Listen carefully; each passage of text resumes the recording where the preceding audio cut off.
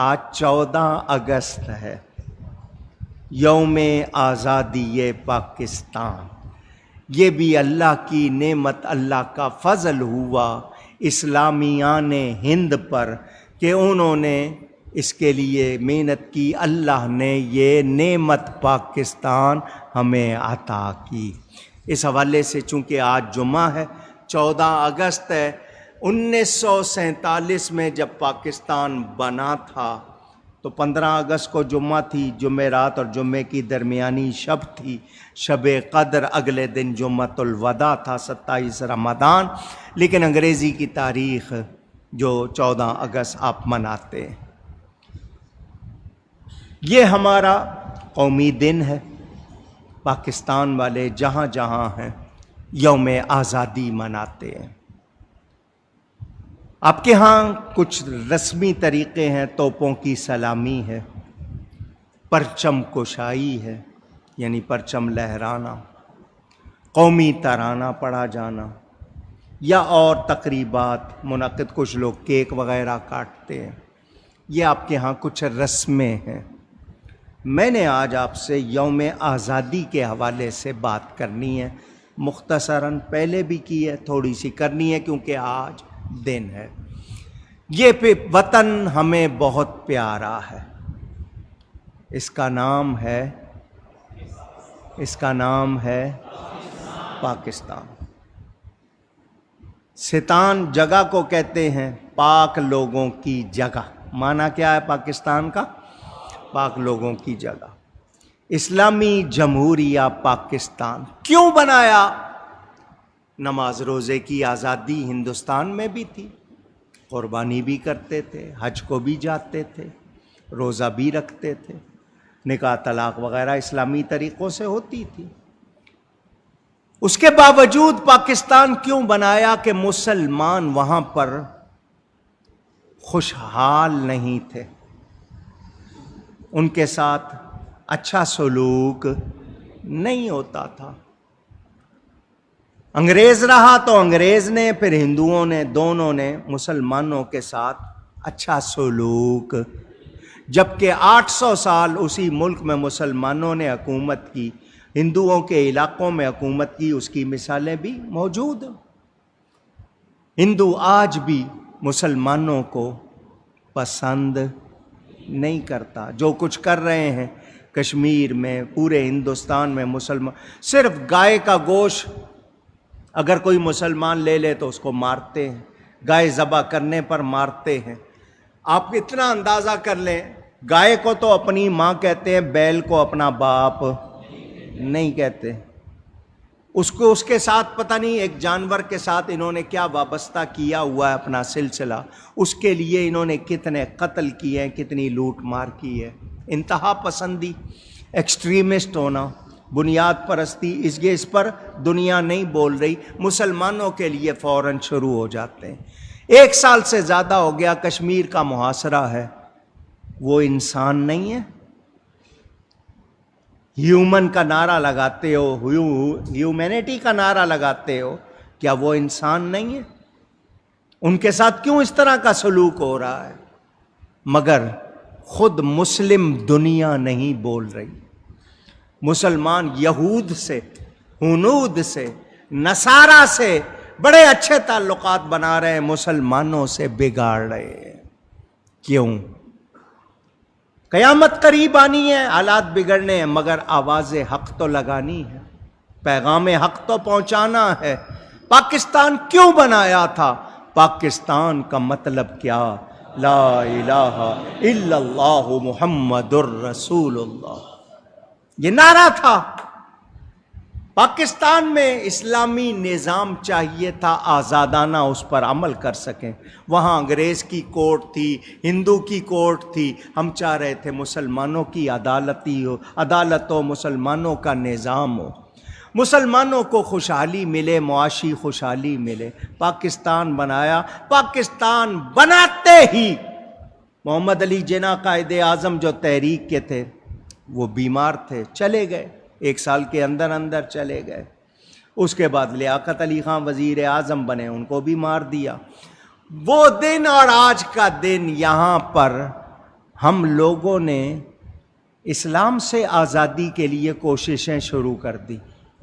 پہلے تو ہندو انگریز سے آزاد ہوئے تھے, اب اسلام سے. کس طرح اسلام سے آزاد ہو نہیں سکتے, تو چلو زبان سے نعرہ لگاتے رہو, کام اپنے کرتے رہنا. سپریم لا قرآن و سنت, مگر یہاں پر ریلیاں نکل رہی ہیں اسلام کے خلاف, یہاں پر نعرے لگ رہے ہیں اسلام کے خلاف, قانون بن رہے ہیں اسلام کے خلاف.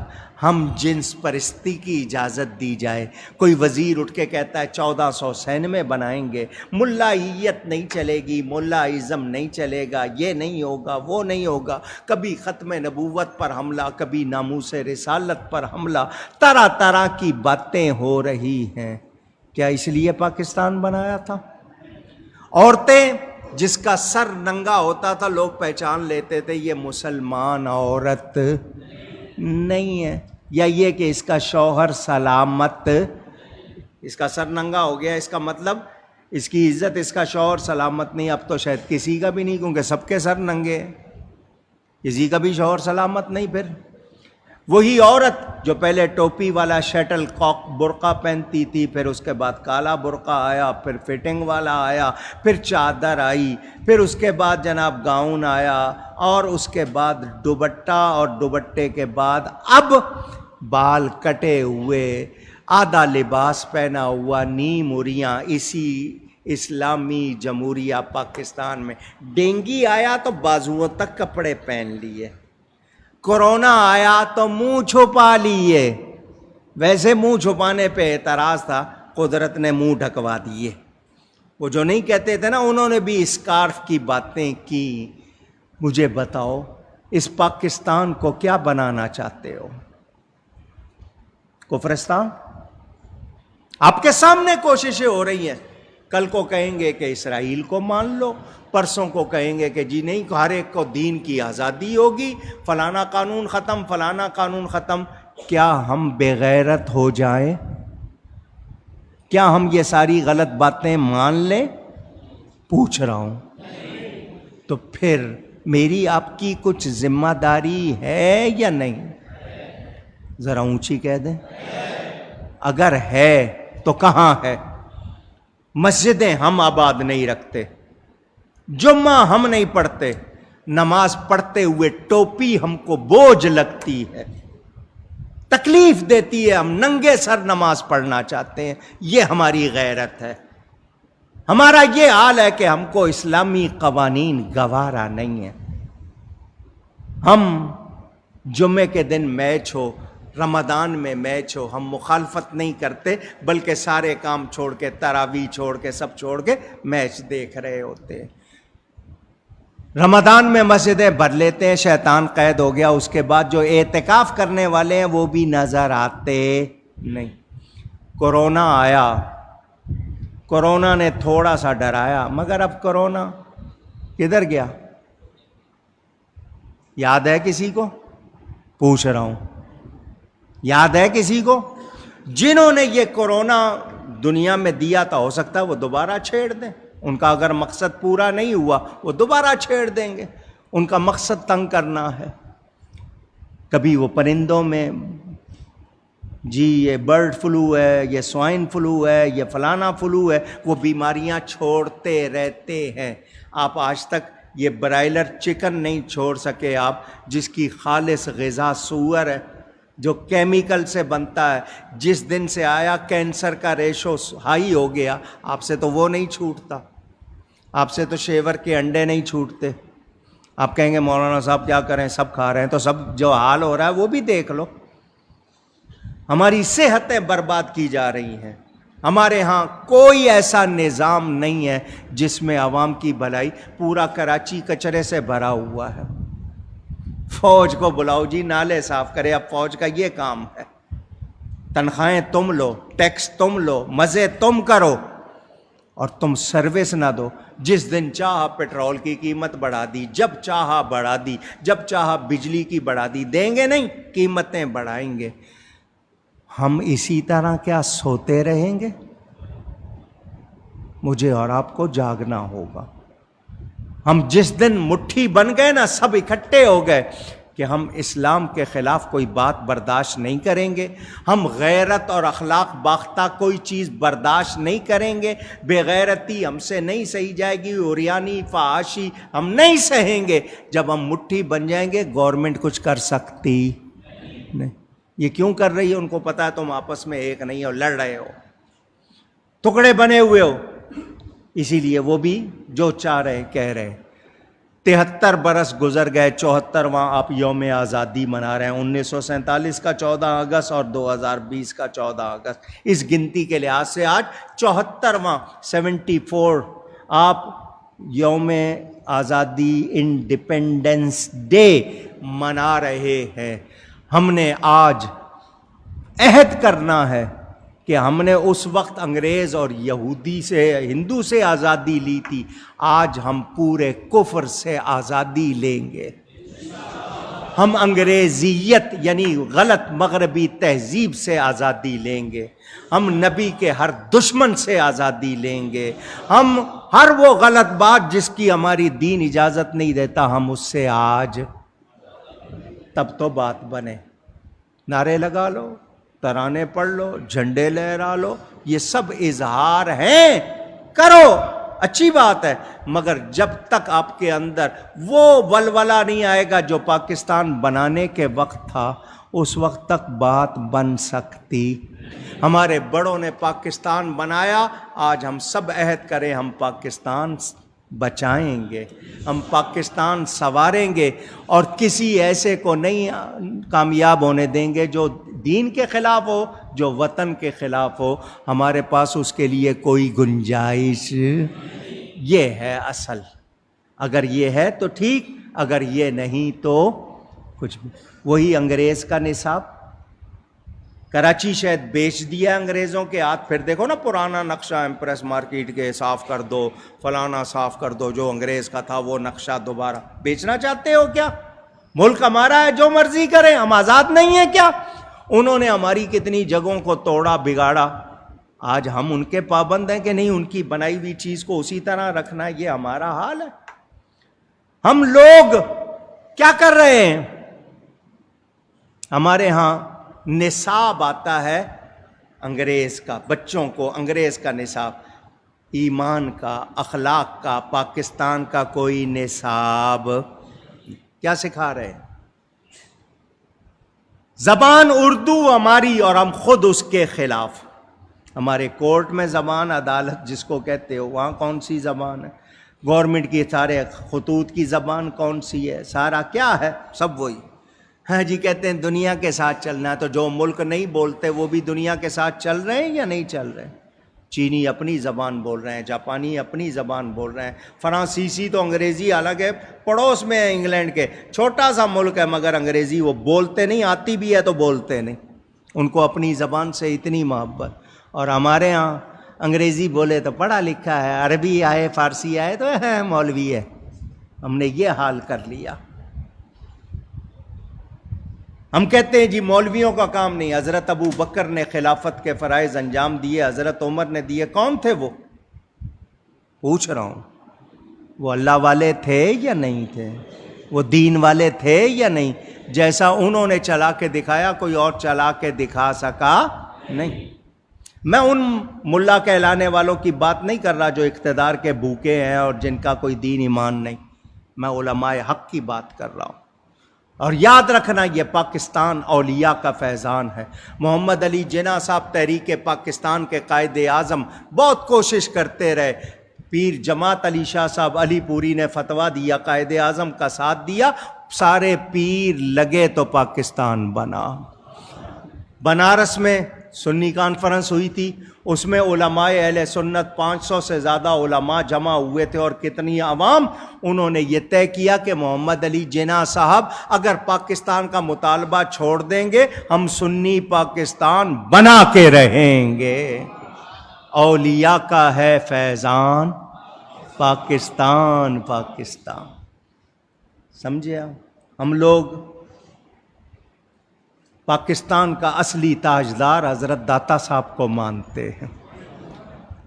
حضرت داتا صاحب، حضرت بابا صاحب، حضرت بہاؤالدین زکریا ملتانی اور یہ بزرگ تو یہ ہستیاں ہیں جو ہمارے سروں کے تاج ہیں، اور ہم اللہ والوں سے بغاوت کر سکتے، دین سے بغاوت کر سکتے نہیں۔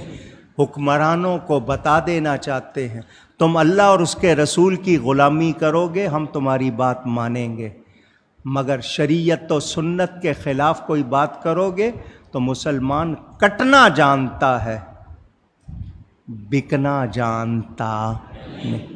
ہم دین کے بارے میں کوئی لچک رکھتے اونچی نہیں۔ اللہ تعالیٰ اس ملک کو سلامت رکھے، اس کے دشمنوں کو اللہ تباہ کر دے، یہاں سے لادینیت کی جڑیں اللہ ختم کر دے، یہاں ہوگا تو نظام مصطفیٰ ہو۔ نبی کا جھنڈا، نبی کا جھنڈا اونچا۔ BMH 719، BMH 719 یہ گاڑی ہے، مزار کی پاس کھڑی کی ہوئی ہے، برائے مہربانی اس کی جگہ تبدیل کر دیں۔ BMH 719 جس کی گاڑی ہو وہ فوراً جائیں، مہربانی کریں اور اس کی پارکنگ کی جگہ تبدیل کر دیں، ورنہ پھر وہ ٹو کریں گے تو آپ کو دشواری ہوگی۔ میں نے یہ آپ کے سامنے پاکستان کے حوالے سے کچھ بات کی، یقین مانو ہم لوگ اس کے خود دشمن بن گئے ہیں۔ ہمیں اس ملک کو سنوارنا ہے، یہاں کرپشن ہم کریں، یہاں رشوت کے بازار، بتے کے بازار ہم کریں، قتل و غارت ہم کریں، لوٹ مار ہم کریں، تو کیا ہم پاکستان کے دوست ہیں؟ اونچی مجھے اور آپ کو سب کو بدلنا ہوگا۔ غیروں کے علاقوں میں جاؤ صفائی صفائی، مسلمانوں کے علاقوں میں آؤ گندگی، کیا ہم صاف نہیں رہ سکتے؟ یہ کوئی اختلافی مسئلہ ہے کہ نہیں میں اگر کوئی دوسرا صاف رہے گا تو میں نہیں رہوں گا، میرا اختلاف ہے اس سے؟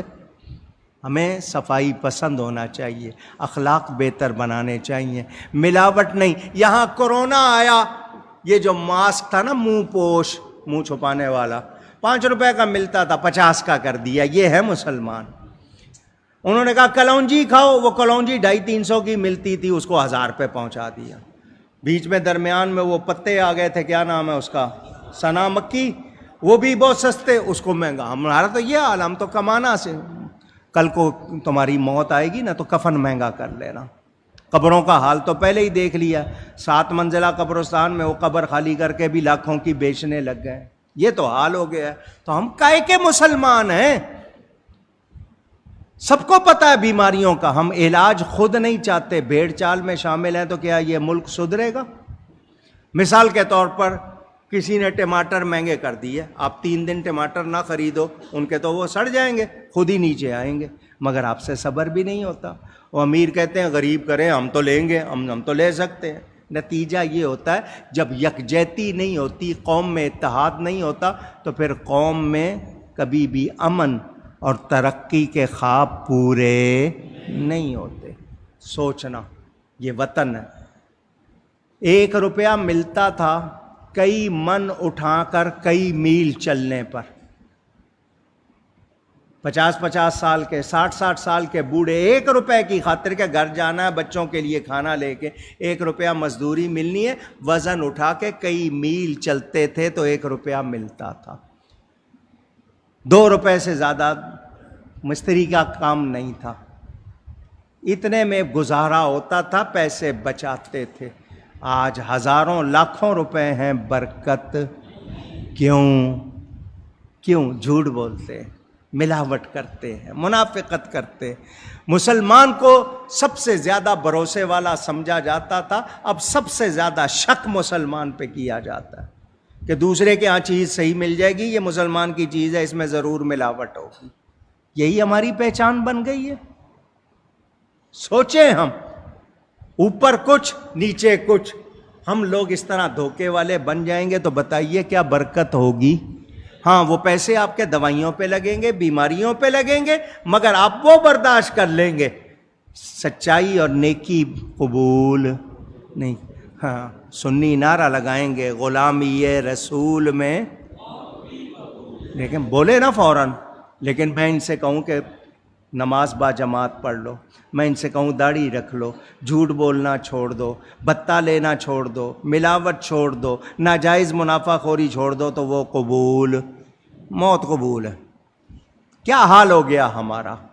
سنیوں جاگو، شیعہ لوگوں کو دیکھو، وہابیوں کو دیکھو، کوئی صحابہ کو برا کہہ رہا ہے، کوئی اہل بیت کو برا کہہ رہا ہے، کہیں کوئی اٹھتا ہے نبی کے خلاف، کہیں کوئی اٹھتا ہے قرآن کے خلاف۔